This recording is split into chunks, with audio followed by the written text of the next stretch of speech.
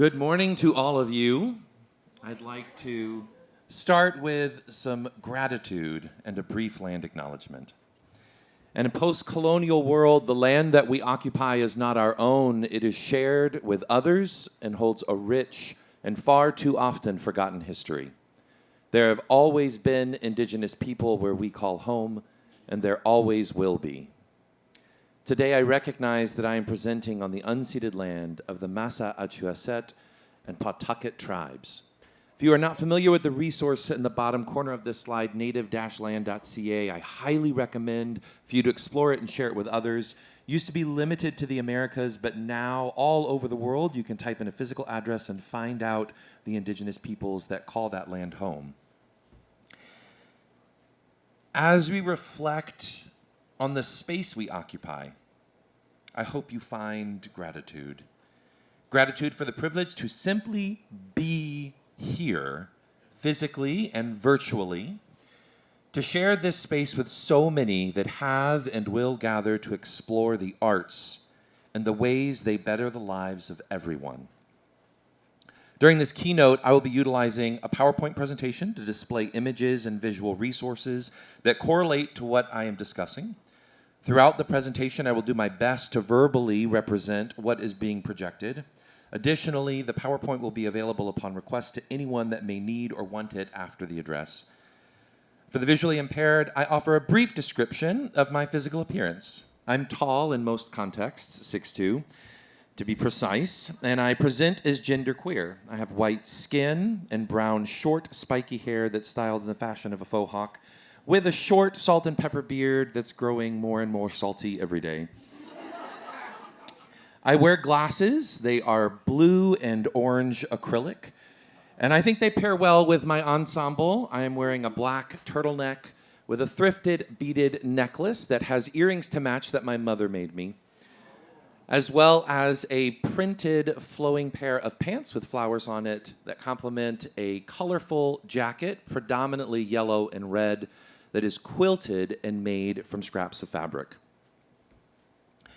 Returning to the gratitude we hold for this time in this space, I want to thank our ASL interpreters that will be with us here today for providing their services at this event, as well as all of the staff, seen and unseen, that are here to support the conference.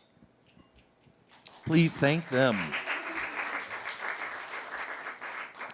I am intentionally holding space for gratitude because I think often we assume the only thing we should be thankful for are the things that help us. But there are things to be grateful for that might not directly affect us. I also want to specifically thank Dr. Rhoda Bernard for the invitation to offer this keynote address. I am humbled by the extraordinary work that she has done, is doing, and plans to do for accessibility in and through the arts. Rhoda, I can never forget that life-changing impression you made on me in 2019, and I'm thrilled to be here with you again today. At that time, I was in my last year of teaching music as a public school teacher in Central Texas. I had been there for 8 years building a 5th through 12th grade strings program. I honestly cannot recall how and when I found out about the Able Assembly, but I knew, as so many of us can relate, I knew I needed to attend. And I knew that my students deserved a curious teacher who was willing to learn and challenge their understanding of what the arts and education could look like. That year was also the year that I met my Boston family. What was initially an opportunity to stay with a host while attending the conference evolved into an invaluable relationship that my entire family continues to benefit from. A special thank you to Tom and Sandra, Jen, and Dan for their incredible generosity and friendship. Lastly, I offer endless appreciation to my extraordinary partner, Aaron, who's with me today, who continues to support me in my own efforts to reciprocate the indescribable joy I experience from working in the arts and education. I have a slide projected now with a picture of Rhoda, myself, and my partner, as well as my Boston family from last year's conference. So I am going to lean into an unavoidable cliche. When asked to provide a keynote address specifically for the Able Assembly, which was almost exactly a year ago today, I genuinely had no idea where to begin. Gratitude was a natural successor to the shock I received by the invitation, followed by months of battling imposter syndrome. I've changed slides to an image of me confronting a statue at the Victoria and Albert Museum who gazed at me. And there's a text bubble that reads, "They invited you to give a keynote?" I am staring back with a visual representation of both sass and defiance. I share all of this without any desire for sympathy, but because having connected with many people in this room before today, I know how poisonous the battle can be to recognize and celebrate the extraordinary work we are doing while questioning whether we are qualified to do the work we feel called to do. How our doubts affect the work we have yet to even pursue, especially when we are the only person in our community advocating for change, challenging the systems, and striving for more while working with fewer and fewer resources. I'm fairly confident you could articulate the precise order of my thoughts and actions after receiving my invitation from Rhoda.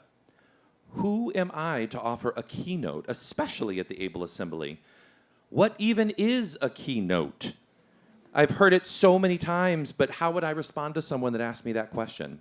As I typed feverishly into my Google search bar, Wikipedia faithfully provided me with an answer.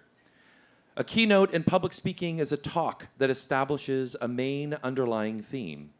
At a political or industrial convention, and expositions, and at academic conferences, the keynote addresses deliver to the audience the underlying tone and summarize the core message or most important revelation of the event.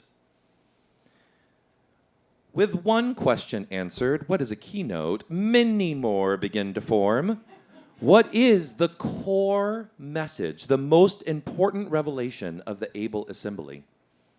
Am I the right person to attempt and communicate, let alone encapsulate such a message? Now wait, how long do I have to speak? I could talk about the assembly for days, and I have. Will I have enough time to accomplish such a momentous task? Flash forward to a few weeks later after I received the invitation and the details arrived. All right, I have 60 minutes. I have roughly 60 minutes. There's going to be intros, there's transitions. I'll have to plug in the laptop. I started thinking about all of the logistics. It will be the first official session of the assembly. 8:30 on a Saturday morning. Okay. No pressure, you got this, or at least I know that's what you're supposed to say when you start thinking about preparing for something and you feel overwhelmed. Most of my initial planning started in the months following last year's assembly. By early summer, I had outlined my ideas and a rough title, embracing yet another cliche. I had no idea how different the world would become in the subsequent months leading to today. As difficult as it is, I am consciously avoiding a chronological recap of the past 6 months. Because, genuinely, I do not think it holds the core message or most important revelation of the Able Assembly. I will, with care and compassion, pause and encourage you to think about your life and the lives of the people you work and live with 6 months ago.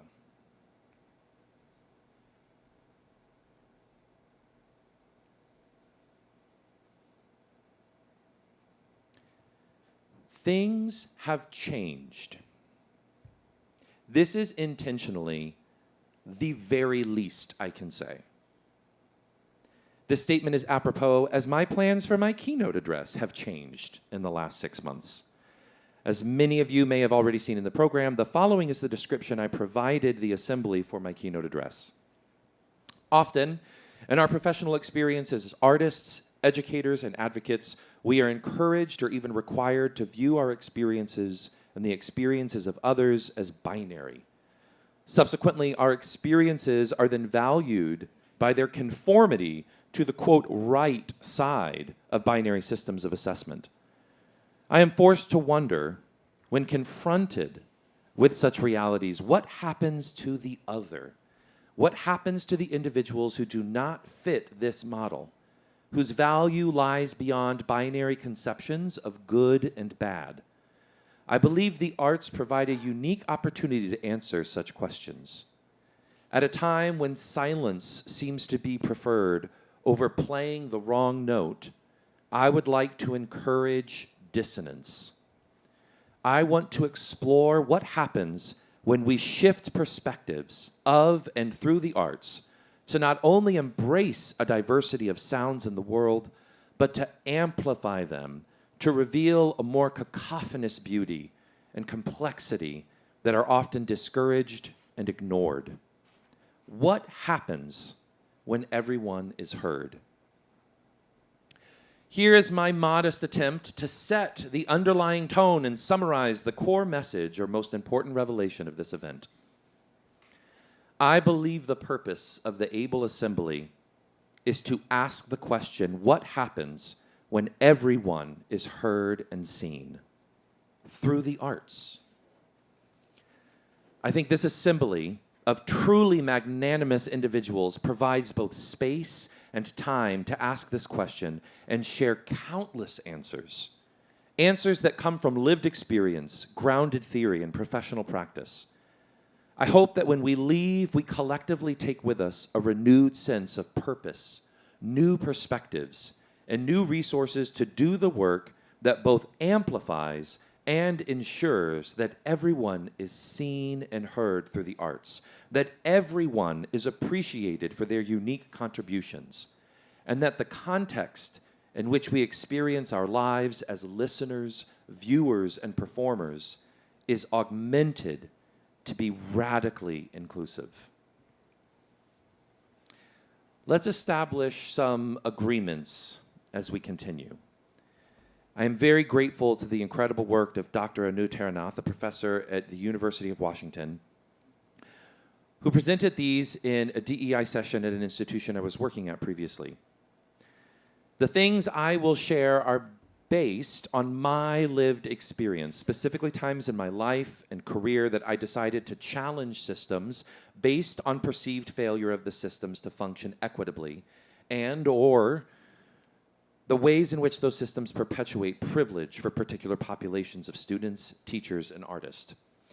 I recognize that some of the things I will share may trigger unwanted emotions or memories. I also intend to challenge the way you think about the arts and education. I do not intend to villainize certain institutions or individuals, but I will intentionally engage in both critique and criticism of the institutions and individuals I have worked with.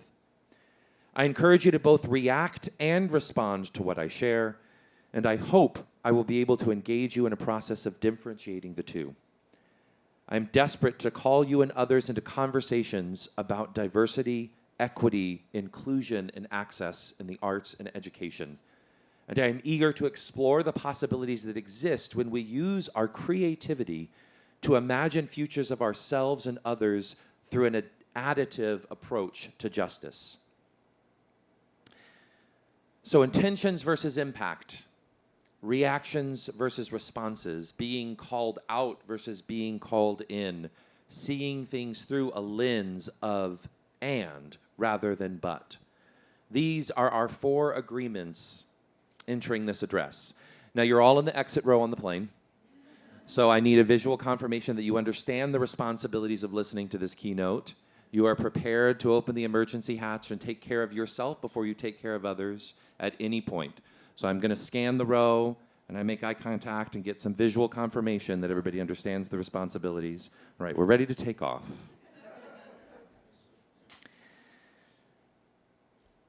I serve in many roles and capacities, and I appreciate both the clarity of the titles I hold and the ambiguity that comes from being labeled an artist and an educator.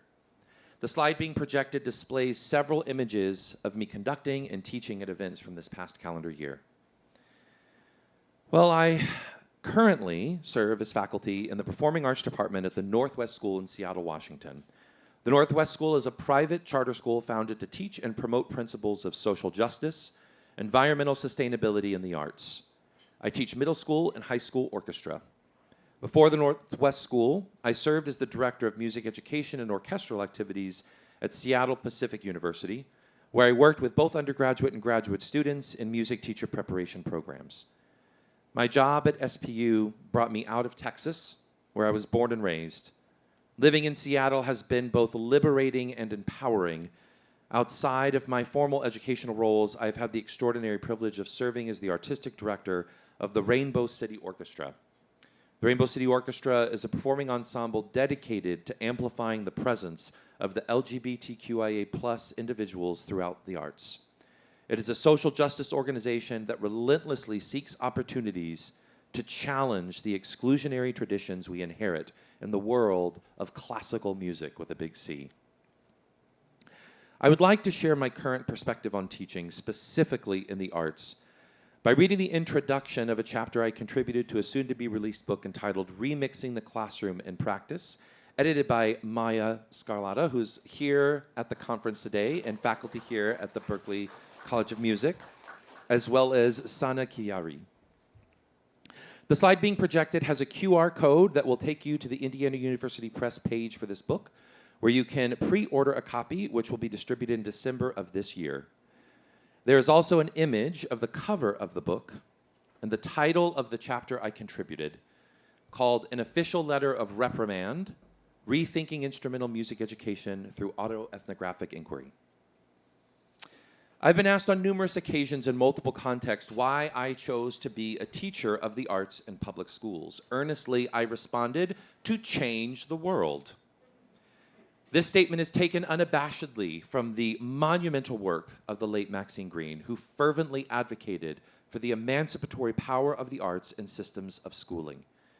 However, as inspired as I was by Greene's words, I experienced the opposite in my work as a public school teacher in the United States. From my perspective, systems of modern schooling, as they were called, perpetuated by neoliberal policies and practices, consistently failed to liberate students from prescribed and standardized outcomes.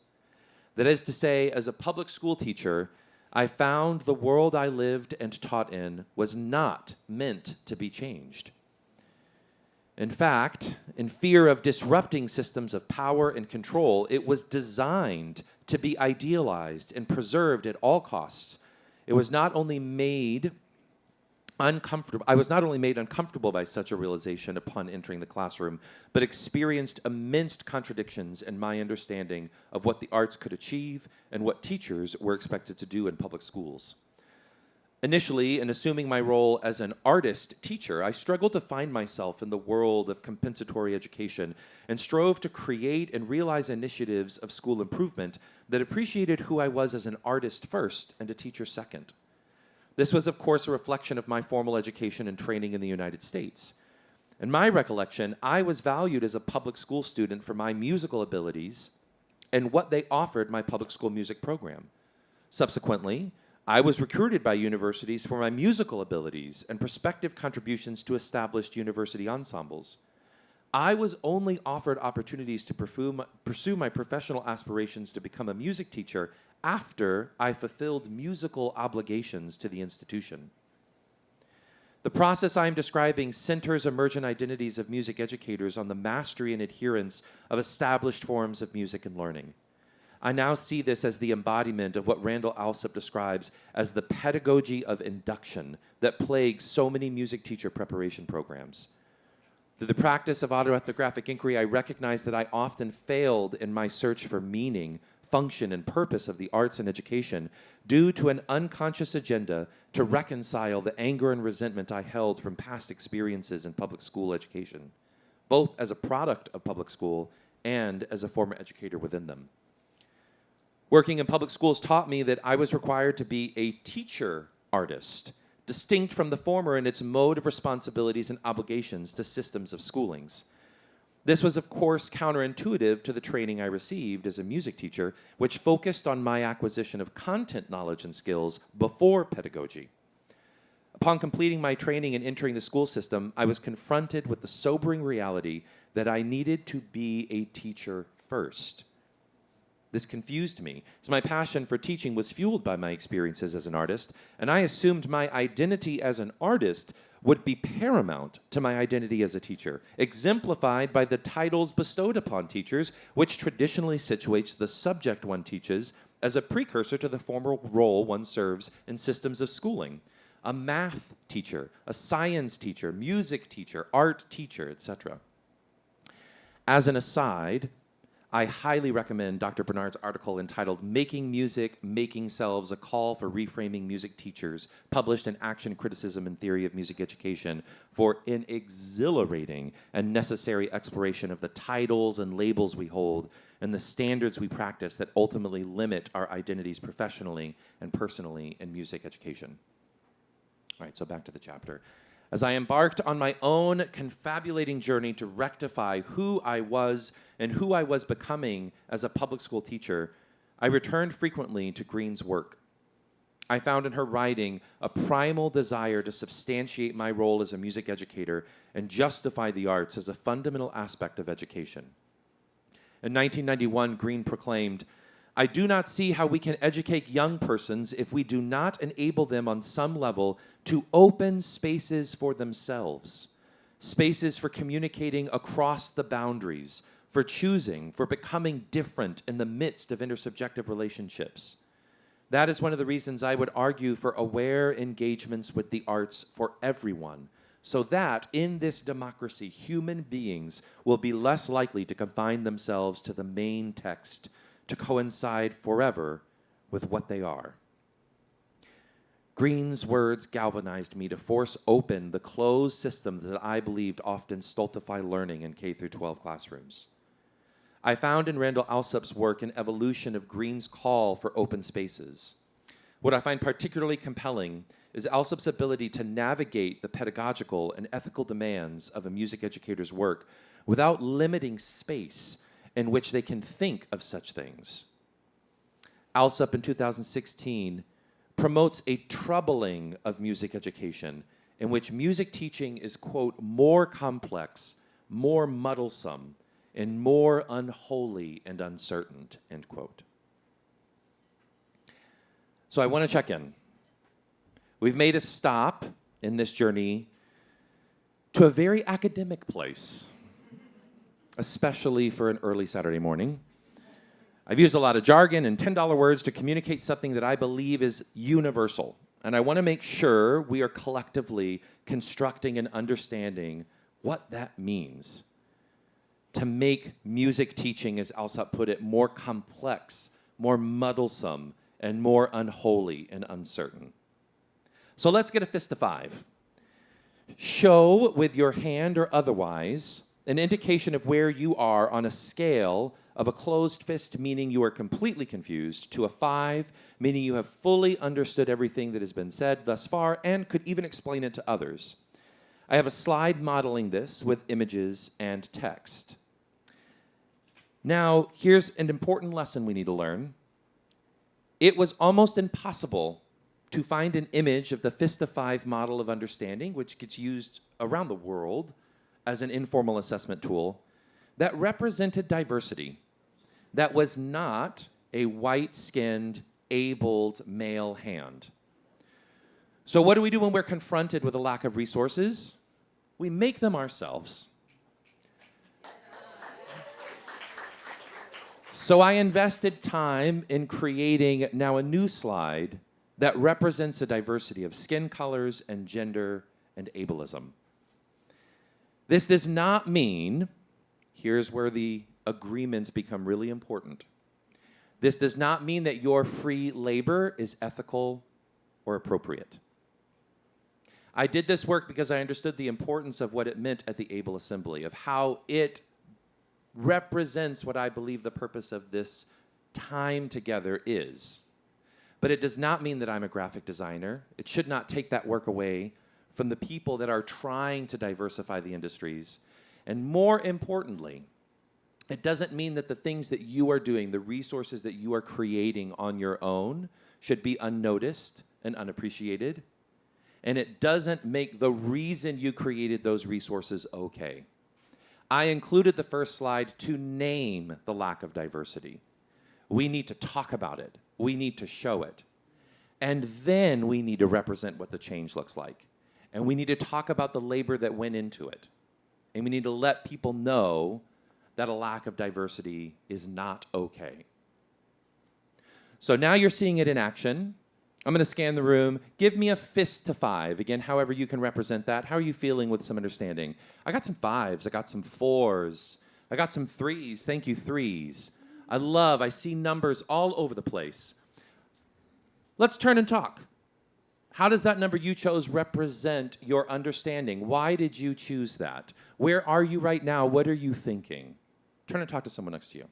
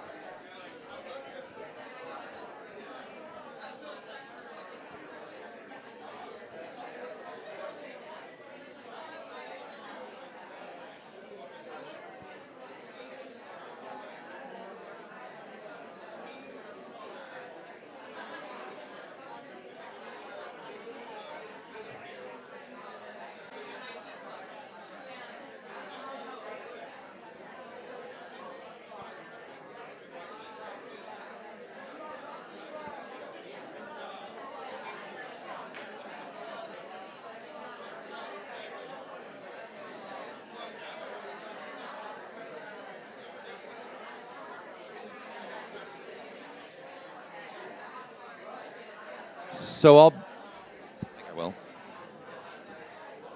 So I'll bring us back, maybe.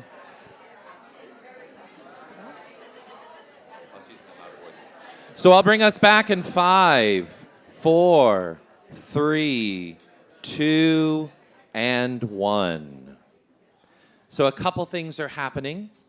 We know from what psychology has taught us about the human brain and learning, we know from the work of neuroscientists that we can utilize about 30 minutes of time in terms of taking in information, and then we need to process, especially on Saturday morning. So it is intentional that this break happen because learning comes through the critical reflection of lived experience, not just sitting and getting. You have to take time to think about what you're learning. I also left the podium. I am not attached to it. This is another thing that we know is that educators, people that are facilitating the arts, whether it's pottery or theater or dance or music making, need to be with the artists that are creating. We need to be connected physically in the space that we occupy. So I want to model those things. I want you to see it. Why does a keynote have to happen behind a podium? There are other ways that that can happen, especially when you have a wireless mic and an awesome tech team that is supporting you. So think about the experiences you're having. Here are some of the things that I heard because, yes, I was listening to what you were saying. I saw people already exchanging information, having the revelations of, I actually came to hear you talk. I can't wait to learn more about what you're doing. Where are you coming from and what is happening? This, as I stated at the beginning, is what I believe the assembly is for. You are practicing already the incredible benefits that we get from being together in this space. If you are with us virtually, make sure that you're utilizing all the online resources. Use those chat features. Use the email addresses that you see and get connected to what is going on. So you've had a chance to process briefly. We hit a little reset on the brain. So now I'll return to the podium. One of the greatest challenges I believe I have faced, whether in the classroom or a community space designated for making music, is the perceived fear of playing the wrong note. I recall just this past year working with a group of choir students at my school. The entire room fell silent when we began to sight read a new work and arrived at a measure we had not yet reviewed. I explore the practice of improvisation with my students and my instrumental ensembles that I teach. And similarly, I have been confronted by the petrification of students when they are asked to spontaneously play their instrument. There is perceivably an innate fear of being wrong, particularly in public settings. I have found this to be one of the truly unique things about the music classroom. One could argue our fundamental design of pedagogy is actually quite sadistic. I know what you're capable of. I'm going to choose music I know you can't play. I'm going to put it in front of you, and I'm going to count you off. 2, 3, 4, and when you make a mistake, I'm going to stop everyone in the room, point out your mistake, and my solution is to do it again. From measure 3, 2, 3, 4. Why are the saxophones not ready? Look at the saxophones. We're waiting on them. And now we're ready. 2, 3, 4. And 1, 2. It's flat. Nope. What is the key signature? It's F sharp. Do it again. Could you imagine that in any other learning context? Everybody, what is 2 times 4? Ready and go. Nope, we didn't do it all together. I need it again. 2 times 4. 1, 2. Ready and say it. No, you said it in English. I wanted it in Spanish. Why didn't you know that? In any other context, that would be horrible pedagogy. And in modeling things for you today, I hope you realize you can't unknow the things you're learning at the Able Assembly. You are now empowered, affirmed with the things that you might already be doing, but also empowered to challenge the things that we just accept, that we inherit as artists and educators. We are capable of facilitating music making in countless ways and formats, and yet we often retreat to what we are most comfortable with. Printed music, for example, on a stand, with all of the performers grouped in like instruments and voice types. This is not wrong. I am an orchestra conductor. This is a way of making music, one that I love to facilitate. But it is not the only way to make music. And I am doing this with our agreements of understanding the distinction between but and this is a big but. It is not the only way that we can make music. I actually want to revisit something I said earlier. I wonder if there is an innate fear of playing the wrong note, or if there's something we are teaching that lets people know it's not okay to play the wrong note. Let's reframe the question. What's the right note? One of my favorite questions, who decides what the right note is? How do we prepare people to play the right note? Do they know it's the right or wrong note without us telling them it is wrong? There's something in there, right? Like if a music teacher isn't in the room and the band starts playing, right? Are they still in tune, or right? The tree falls in the practice room. Like, are the students empowered to understand the music that they're making? Let's revisit something earlier I said as well. From my perspective, systems of modern schooling, as they were called, perpetuated by neoliberal policies and practices, consistently failed to liberate students from prescribed and standardized outcomes. That is to say, as a public school teacher, I found the world I lived and taught in was not meant to be changed. In fear of disrupting systems of power and control, it was designed to be idealized and preserved at all costs. I was not only made uncomfortable by such a realization upon entering the classroom, but experienced immense contradictions in my understanding of what the arts could achieve and what teachers were expected to do in public schools. I continually find myself coming back to Maxine Greene, who constantly inspires me. She once said, The arts, it has been said, cannot change the world, but they can change human beings who can change the world. Why do you do the work that you do? Here's a different question. Are you prepared to change the world? Can you change the world by playing the right notes? Are you prepared to play the wrong note on purpose? Turn and talk to someone about that.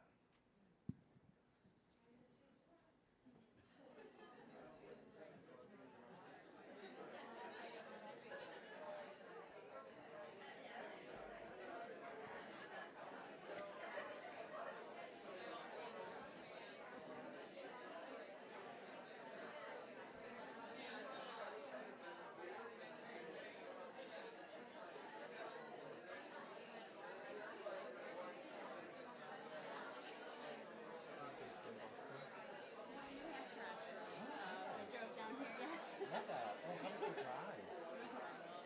This morning it was Snowing really up bad. there too? Yeah. Yes, I'm so glad to say it. Thank you. Yeah, it has 3 crashes on the way. Oh my gosh.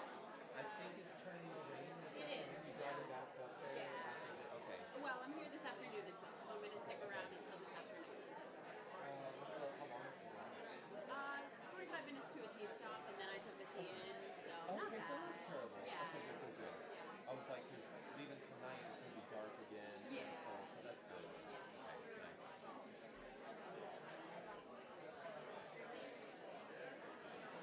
I'll bring us back in 5, 4, 3, 2, and 1. You had 60 seconds to figure out how you were going to change the world. That's a ton of time. Let us all recognize that this is the start of many different conversations. I believe my goal in a keynote is just to ignite this curiosity and let it fuel you as you go throughout this assembly. As a queer person, you ready for that transition? Wasn't that wonderful? I find myself playing the wrong note frequently and with intentionality. I find myself challenging the binary systems we perpetuate in the arts and education that categorize and reduce everything we do into binary buckets of good or bad. Recently, I've been exploring queerness in music and education. I've been asking new questions that push beyond binary conceptions of performance and intelligence, and I'm seeking to reveal the complex, more muddlesome, more unholy, and uncertain realities of education in the arts. I want to share an excerpt from Alok Vaidmanand's book, Beyond the Gender Binary. I would like to ask you to adopt the framework they generate from their narrative inquiry and use it to evaluate your own personal and professional journeys. What is revealed to you simply by challenging your inherited and adopted understandings? Quote, I recently found some old diaries I wrote when I was figuring out my identity in high school. I wrote about how even though I was attracted to men, I wasn't like gay people. I was like normal people. I just happened to be attracted to men. I wasn't effeminate and womanly. I wasn't flamboyant or obnoxious. I was just a regular person. Why couldn't I just say who I was without those caveats? Why did there have to be that tension? I needed to put other people down in order to bring myself up, to make myself real. I had to invalidate other people. To make myself right, I had to say other people were wrong. This was my internalized self-hatred on display. At a basic level, I thought that being attracted to men was wrong because I was feminine. So I had to prove that I was somehow right. Conforming to the gender binary was about wanting to hold on to power.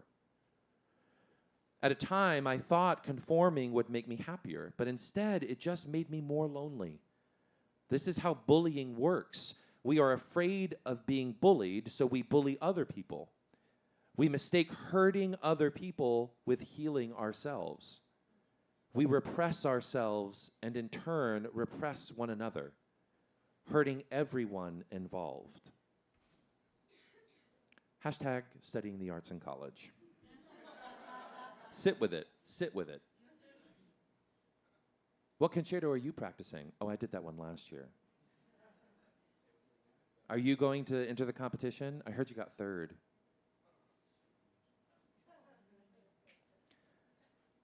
So often we mistake likability with acceptance. Just because something is more relatable doesn't mean it's better. When the basis of your connection is putting down other people, that connection is going to be weak. There's always the constant fear that people will turn on you. You can never show your vulnerability because you always have to pretend that you are strong. That's a lot of pressure. True acceptance doesn't look like having to change who you are in order to be embraced. Conditional acceptance is not freedom. We shouldn't have to erase our differences in order to be respected.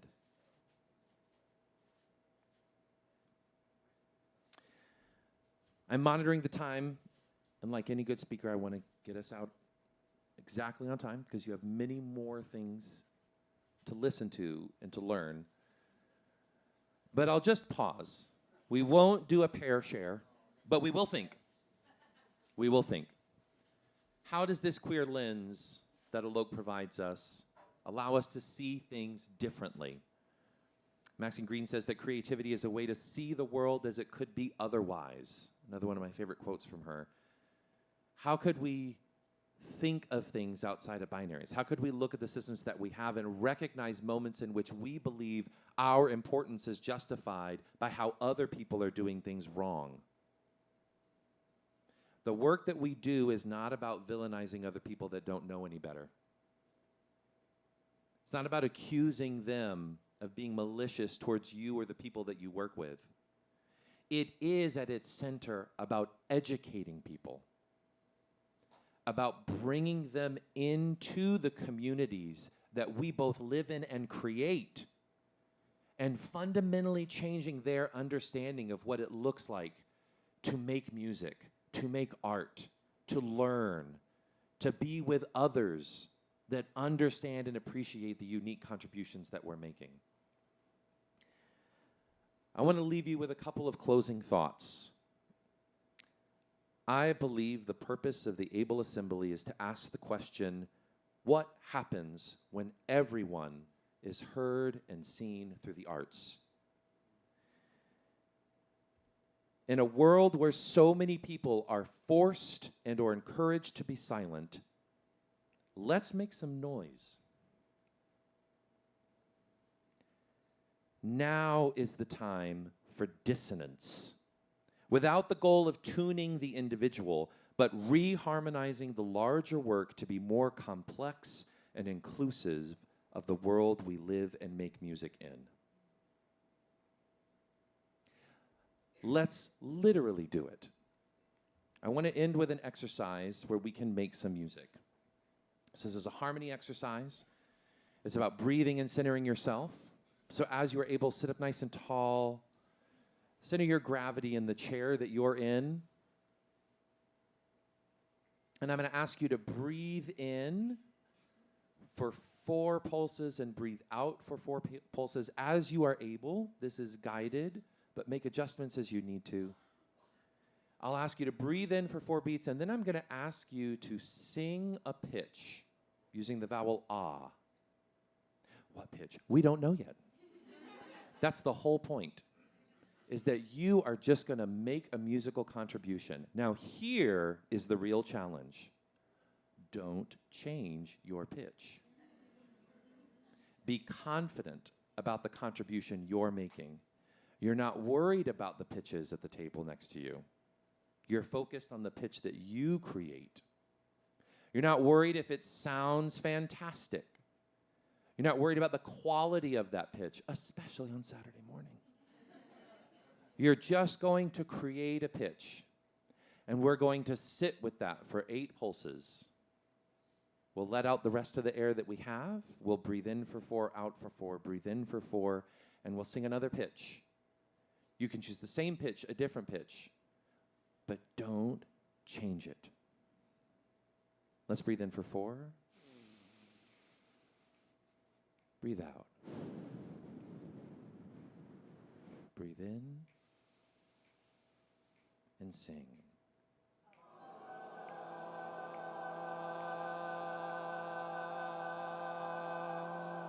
Release. Breathe in. Breathe out. Breathe in and sing.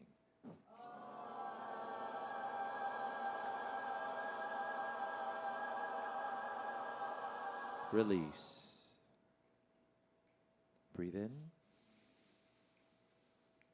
Breathe out. Breathe in and sing.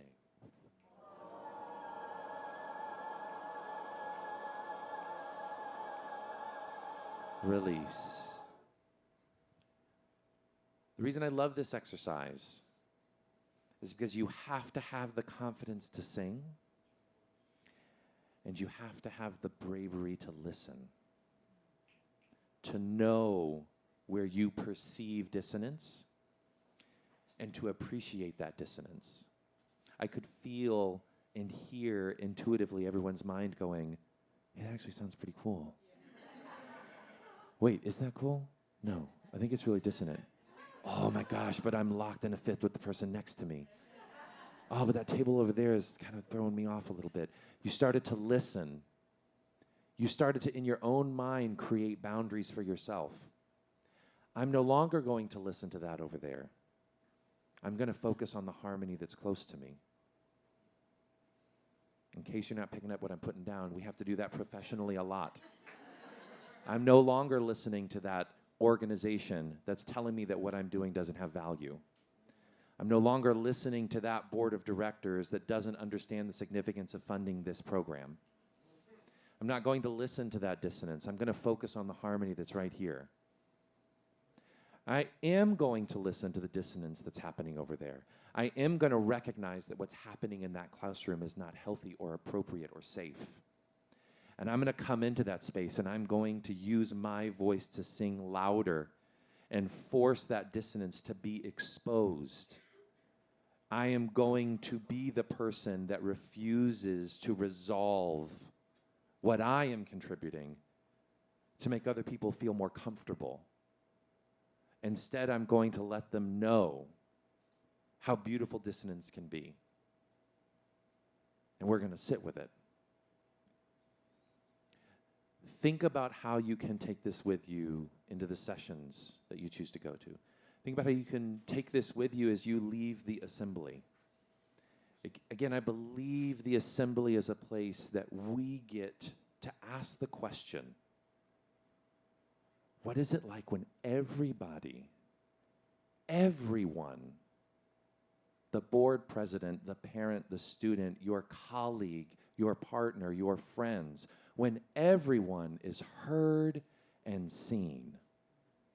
And what does it mean to facilitate the opportunity for everybody to contribute and to really listen to what's going on around you so that you can respond and empower yourself with ways that are changing the world we live in?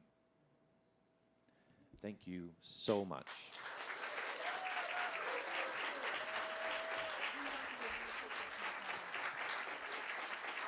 Christopher Hanson. Thank you so much.